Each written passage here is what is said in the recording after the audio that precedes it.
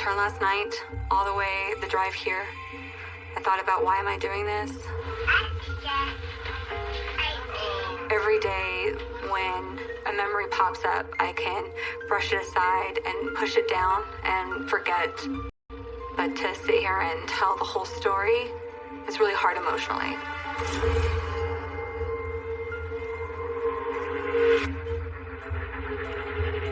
When I see this picture, I think about the day I was told about my dad's arrest.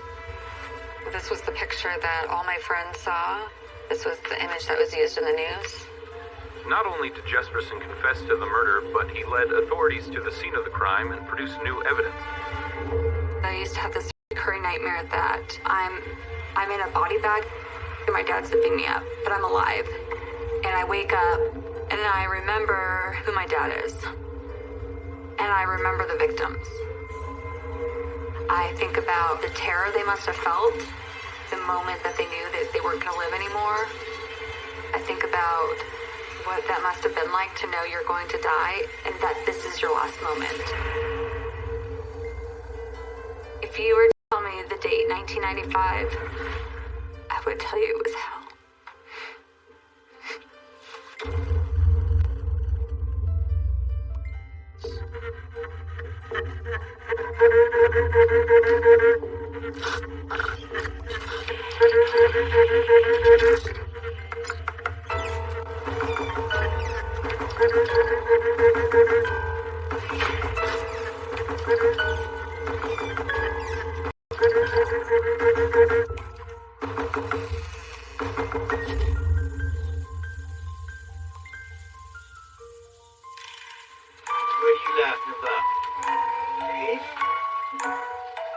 My parents together were amazing. My dad was a long-haul truck driver. My mom was a stay-at-home mom. It was like a Norman Rockwell painting. My dad was charming and good-looking and playful. You call mood boots. Oh boy. That's how I remembered my dad. After my father was arrested, people would say, how'd you not know about your dad? And that he's capable of this. This is how I saw my dad. This was the version I saw of him. As a little girl, I had no idea that in just a couple of years that my life would be completely different. It's hard to believe that I ever felt.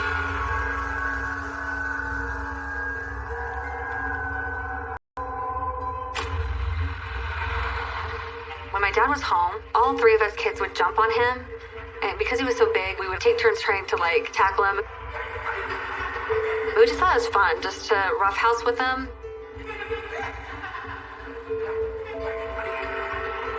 But he would take anything fun and then make it into a power game. He would take my hands and shove them back on the bed, and then he would not stop tickling me. I would tell him, stop, I can't take it, and he would really pin me down hard, and it wasn't fun anymore. Daddy, stop! Stop tickling me! And he wouldn't stop. He seemed to enjoy it. He was really intent. He was really focused on what he was doing. And it was almost like he didn't even hear me screaming. I'm powerless to stop him. Even when I begged and pleaded for him to stop, he didn't care.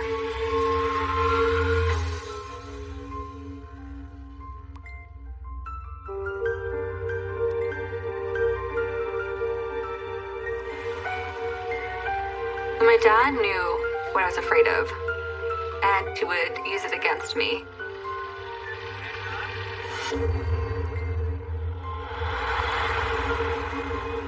Dad liked to take us out into the woods and go hiking.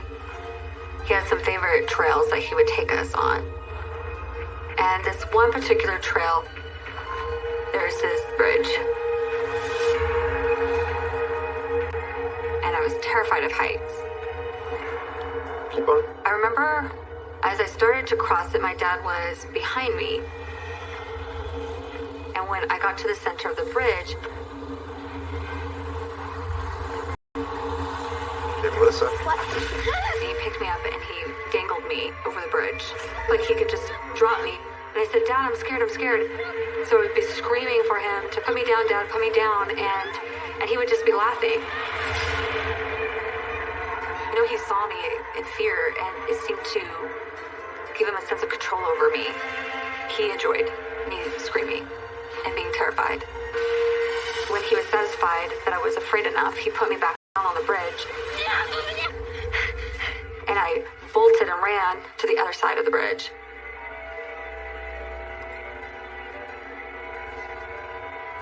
The next time we went to that bridge, I just ran as fast as I could so he couldn't catch me and scare me again. Oh my gosh. I just loved kittens. You could tell I'm clean on extra tight. I didn't want the cat to leave my sight. I know my dad didn't take this picture because I would have never been able to hold a cat like that in front of my dad. All of these feral animals would come onto our property, mostly cats and stray dogs. And I wanted to mother them, but my dad made it really clear about what animals he liked and disliked. He loved dogs. He purely hated cats. There was this one time he had just gotten home from being out on the road, and I found these little kittens, and I was petting them and playing with them. And then my dad approached me, and he said, "What do you have there?" It's a kitty. And then he's like, "I want to play with them." Daddy, stop. And so he grabbed one of them. Daddy, please stop. I'm not gonna do nothing. Hey there. Daddy, stop. And I remember he held it up like this, and he was looking at it and playing with it. And then he just grabbed the tail, and then he started dangling it like this in front of me. And that's when I ran into the house to grab my mom. I couldn't find her right away. And it felt like forever. When I came back out, my only memory after that is just seeing that they were dead on the ground. What are you doing? The way that they were laying, it looked like he had smashed them on the ground. I'm so devastated. I'm just hearing them in the background, and my dad acting like nothing had happened. What is your problem?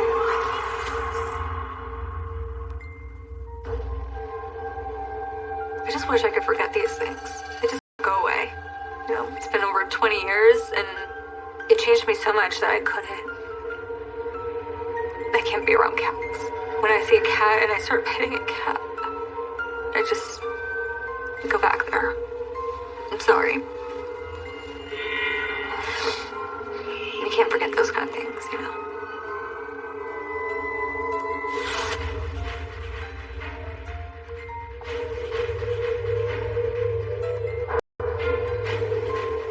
It's a good thing we passed by when we did. Gotta be careful. You never know what some men might want to do. I could see her eyes, and they're looking more frightened. She definitely looked like she was afraid for her life.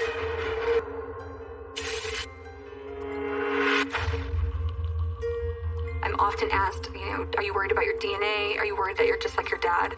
And I was for a long time because I had a lot of traits like my father.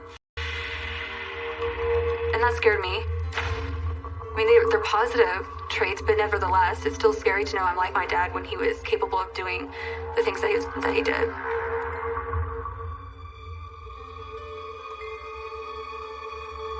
His behavior towards women started early. I had this babysitter that loved watching me and adored me. What is that? She wasn't like other babysitters that turn on the TV and just talk on the phone. She actually would play with me, and that was really special. Wait, ready? Hey guys. Time to go. Come on. It's time to go. I'll see you next time, okay?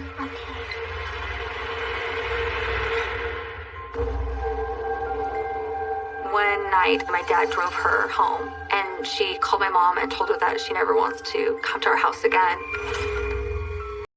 And when he came home, my mom was really angry with him. What the hell did you do? And he continued to walk down the hallway towards their bedroom. And I remember watching my mom follow him and slammed the door. And I just waited and listened. I'm taking the kids and I'm leaving. Kids stay here. I remember my babysitter never showed up again, and I would ask my mom what happened to her, and she just said that she had school, she's busy with school. Later I would learn that he had made advances towards her, and not just advances, but he tried to assault her.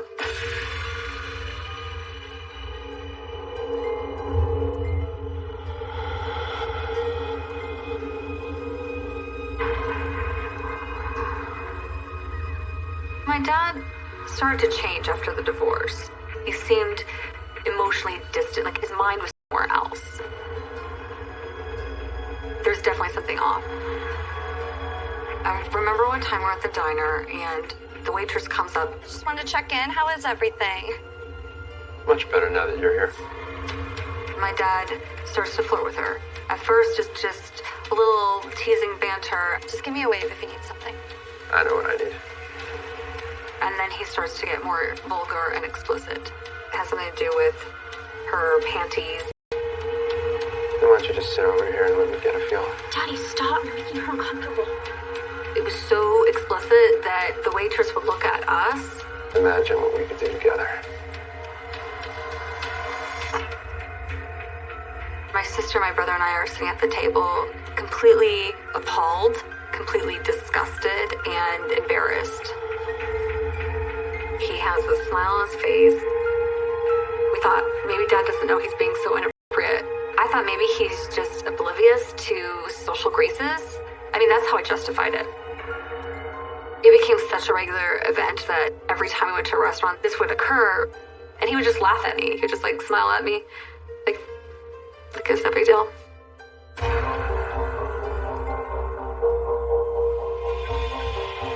Things started to shift differently with my dad's interactions with people around us. And one particular incident that I remember is the Jesperson family was having a big Christmas reunion at the cabin in the woods. And we were invited to come and see all of our cousins. And he came to Spokane, he picked all of us kids up, and we started to drive. And as we're driving, there on the side of the road was a car that was broken down. And this woman looked in distress. Hey, Everything okay? my car broke down. Need a lift? She looks at us and sees us three kids in the backseat of the car, and she looks like she feels more safe to get in the car with us. Yeah, that would be great, actually. Thank you. She says where her address is, and he just makes small chit-chat about us kids. We're going for Christmas. Is that your natural color? Excuse me? And then it just starts to veer off into a place that makes her uncomfortable. Your hair. Is that your natural color? Yeah, it is. Beautiful. Real instant turn on. Thank you. He starts commenting on her body, what she looks like, Good thing we came by when we did. how she's lucky that he came and got her, that there's really bad people out there. You never know what some men might want to do. In the rearview mirror, you see her eyes, and they're looking more frightened. Like, what did I just get myself into? And then she wants to get the hell out of my dad's car.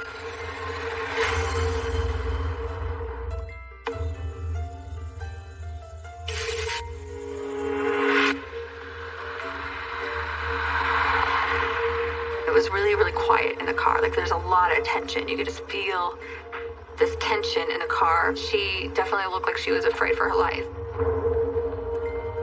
We arrive at the lady's house. Looks like this is it. He's had a major character default. There's just something wrong with him. I was just angry with him. Like, why couldn't he just be polite? Why couldn't he just be normal?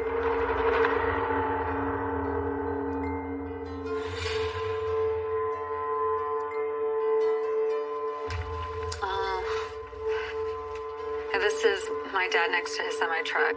This is the truck I remember going into. He would go on the road, and then I would not hear from him for days, weeks at a time, and wonder how he's doing and what was going on in his life. My dad came for another surprise visit, and he asked to take myself and my siblings out to breakfast, but my sister and my brother had plans. So I remember we started driving, and we took a sharp turn. And as my dad took the sharp turn, the duct tape rolled out. And when I picked it up, a lot of duct tape had been used. Hey, Dad. What's this? It's duct tape. I thought it was strange that there was so much duct tape missing. Like, what would he be using it for? It just struck me as odd. What is this?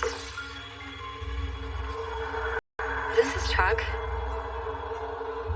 Are you kidding me? This photo given to us by the police. Oh my god.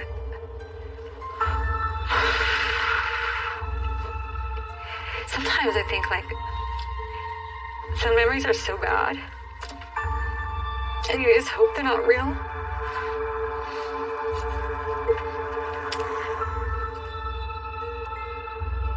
The memories are so old, and you start to think it could have just been a nightmare that I just remember details to.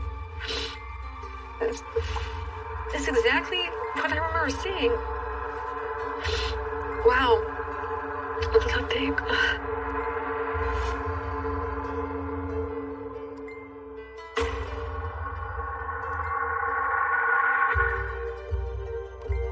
At this point in my relationship with my dad, I really didn't feel that comfortable with him. But he invited us to stay at his house for the summer. The thing about the house that was odd is that it had a really negative vibe. And sometimes I would get scared at night. It was my first night in the house. I woke up in the middle of the night and I was scared, and I felt uncomfortable. It had been a while since I slept in the same house with him, and I think that I just had a sense of uneasiness because I was in his presence the whole time. So I ended up going to drift into sleep, and when I was looking up, I started to see that there were stains on the ceiling.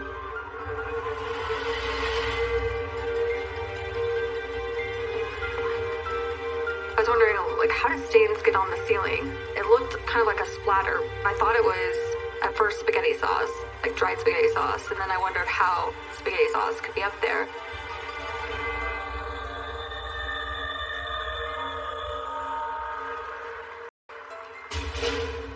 Next morning, I told my dad, you have some stains on the ceiling. He's like, what stains? And I pointed to it, and he looked up.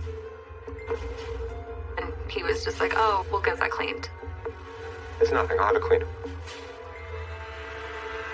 And it never occurred to me what it really could have been.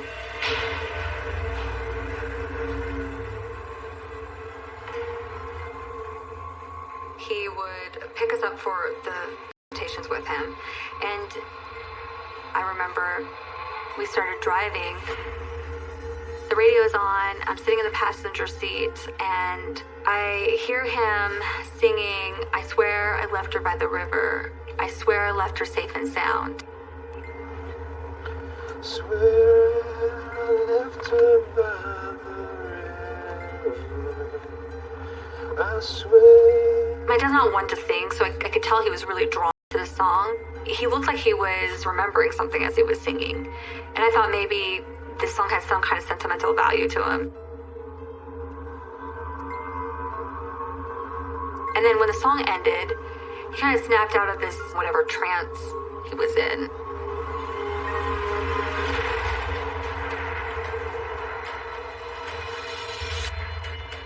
I could get away with it.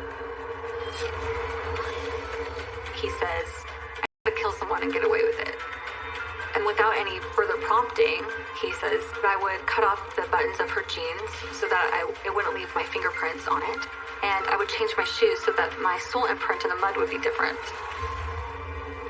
And I wouldn't get caught. Caught? Like, he was proud of himself, that he was this mastermind, that he knows something that we don't know. His behavior is becoming more and more bizarre. He was getting more extreme. But I never thought he could be serious about what he was saying. I remember thinking, I'm just glad that we're pulling up to the parking lot so that we could take a break. And I could forget that he's things.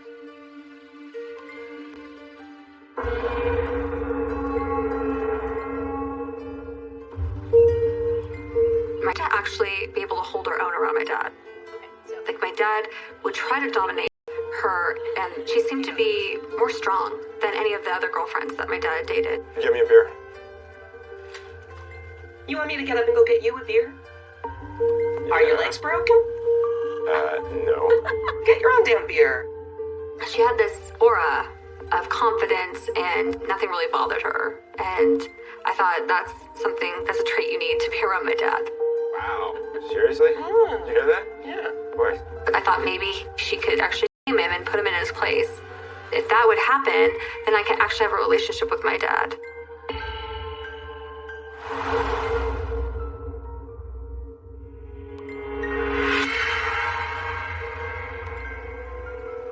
Never crossed my mind that the reports that were on the news were that close to home.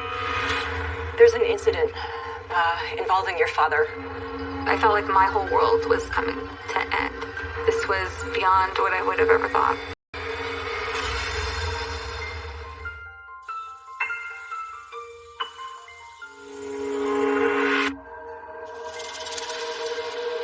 The last time I ever saw my dad, I was a freshman in high school, and he said, let's go downtown to a diner and I'll take you to breakfast there.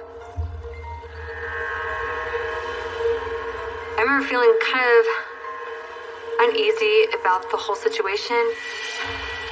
I was really done with having to endure him harassing people, but I decided to go ahead, and we both awkwardly tried to talk to each other. I've been wanting to discuss something. What is it? And that's when he said, you know, Missy, not everything is what it appears to be. Should I be worried? He said, there's something I need to tell you, but you'll tell the authorities. I need to know that you're not going to... To what? I've never seen him look so serious and so grim, too. Like, he looked like the world was closing in on him. Ken, what's going on? No, never mind. I can't do this. Say it. He said, no, you'll tell the cops. I can't. I really can't tell you. And I was taken back. So I got up from the booth and I went to the bathroom.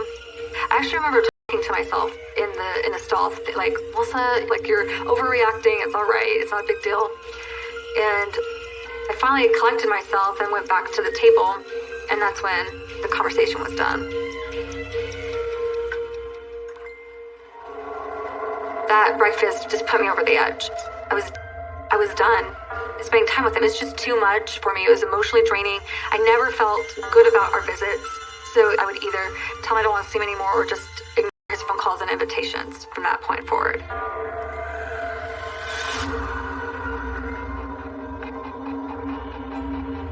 We just don't get serial killers in Spokane. Like, we don't have major crime normally. Multiple homicides, and then multiple police departments are working together to try and see if there's any apparent overlap in the nature of these killings, and ultimately... But there was a serial killer that was in the area, and we knew that some victims lived in our town and were missing.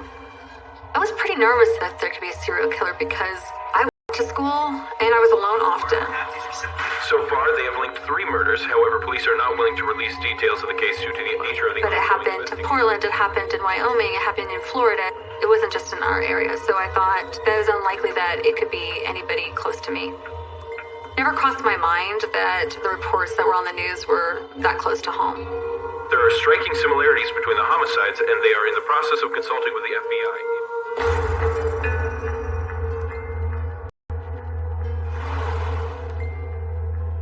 The last time I saw him was in September, and then Christmas came around.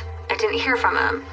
And then it was several more months. It was spring, and I kept thinking, like, this is really odd that I've not heard from my dad in many months. This is abnormal for even him. And one day I come home after school, Melissa? and I hear my mom calling my name to have a family meeting. Sit down. We need to talk. At first, I thought how odd it was that my mom would call all of us for a family meeting because we don't have family meetings. We weren't that type of family.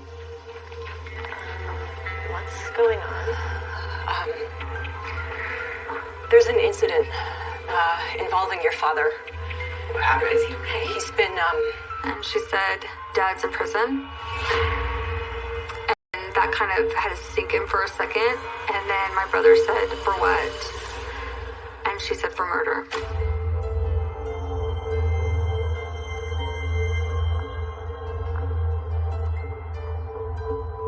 There was no more elaboration on who or what the details were. My mind tried to process what type of murder did my dad commit. Did he get in a fight because he was 6'6"? He was a large man. He could easily have accidentally killed another man. And then I remembered the cats. And that's when I pictured him strangling a woman. And then it just seems like that was probably right. Coming to an end. Like this was beyond what I would have ever thought.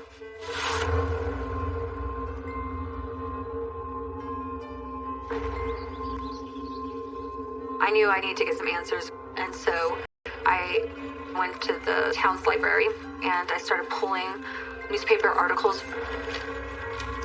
I wasn't expecting to see what I saw. He was in there for the murder of Julie Winningham, my dad's fiance. I actually had to read it twice. Like it was somebody I met and someone so innocent. This wasn't just an accident, some bar fight. This was someone he was really close to. He was actually going to marry her. The hardest part was reading how Julie Winningham died. That she pleaded with my dad as he was strangling her, that even when she was pleading to his humanity, that it wasn't there. This is Julie Winningham. And this is the face that haunts me. Her eyes look very trusting.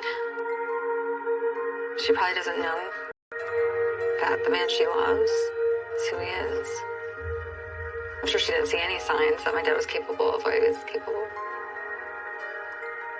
It's hard to look at her face. I don't want to look at it anymore.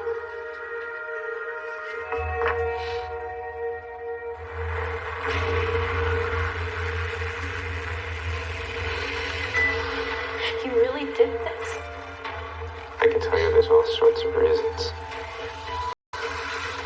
He was actually confessing more and more.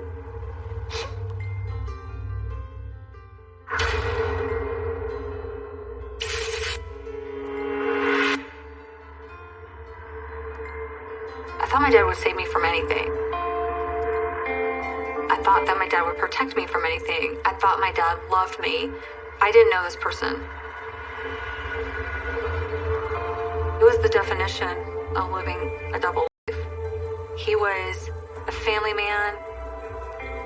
He was charming. He was good looking. But he was something else inside.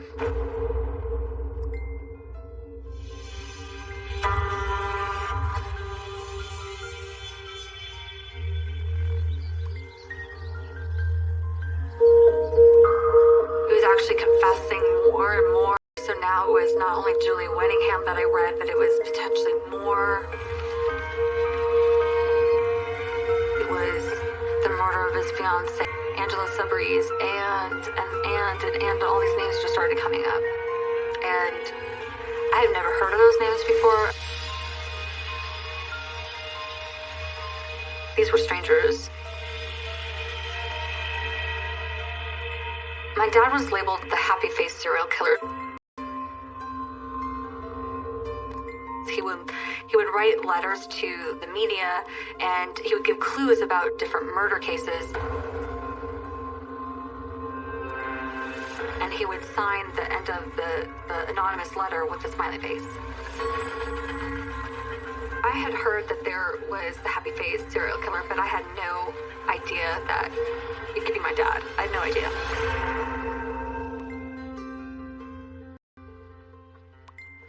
This is Tony Bennett, my dad's first victim that he said looked like my mom. My mom had the same warm smile. It was her blood that I saw on the ceiling.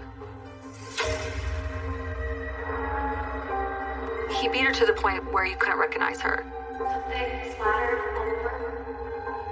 The fact that I slept in the same house that he killed a woman in. The car that he drove me in, he used to dispose a body of. I could kill someone. The truck that I was in, he killed his fiance in.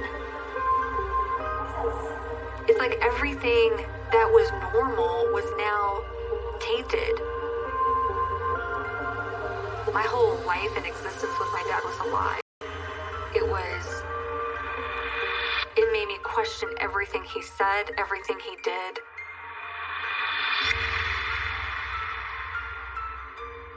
My mind was racing, trying to come up with some conclusion as to why my dad did what he did.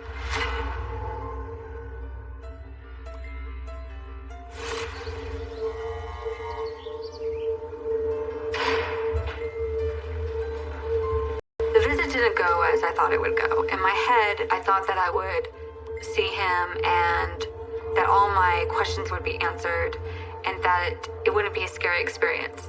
But I wasn't prepared for the real visit that I had.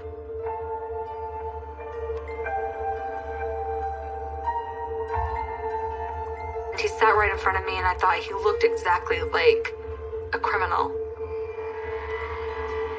And the first thing he said to me is, "Missy, my best advice is that you change your last name." And that's when And then he looked straight at me and said, "You probably want to know why, don't you?" I can tell you there's all sorts of reasons.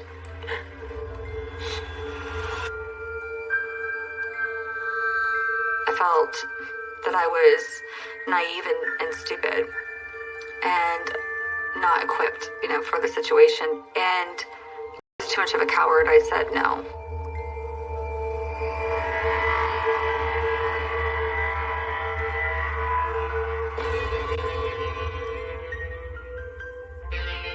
My dad was given a life sentence for the murder of Tanya Bennett.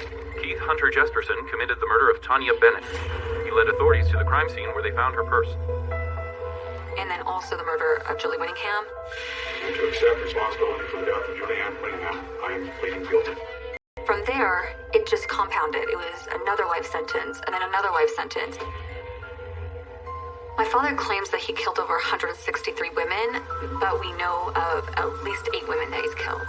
There's potential that there's more women. We just don't know at this point.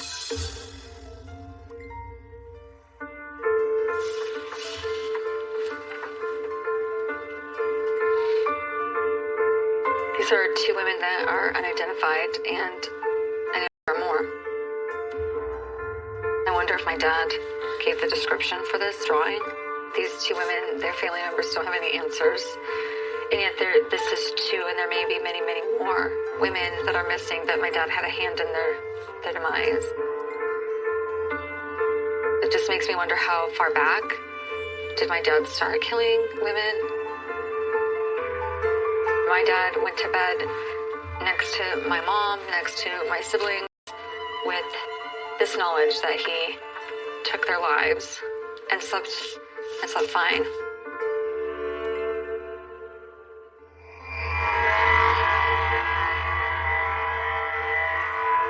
About 15 years after the arrest of my dad and the conviction of my dad, I had a visit with my grandfather.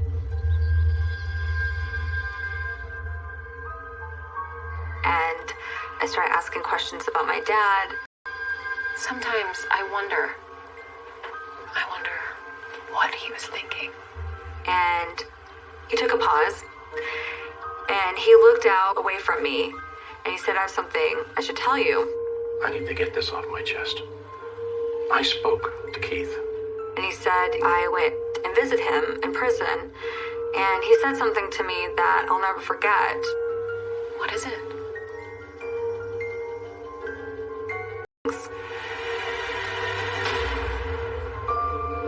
But something kept you from it. I wasn't prepared to hear that at all. My mind went to the time where my dad was talking to me in the diner and telling me he had something to tell me, and I was alone with him.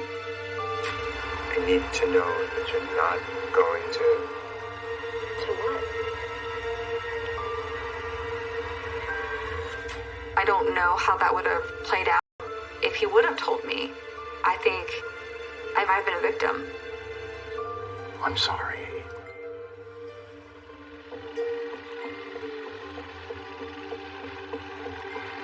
I had a hard time wrapping my head around the man I knew, the father, the loving father that I saw and experienced, to the cold-blooded killer that he's known to be. So I saw them as two split people, that one was my father and one was a stranger. But after my grandfather told me this, I now saw it as one person. This was the version I saw of him. The real Keith Jesperson is a heartless killer. His darkness outweighs anything light in him.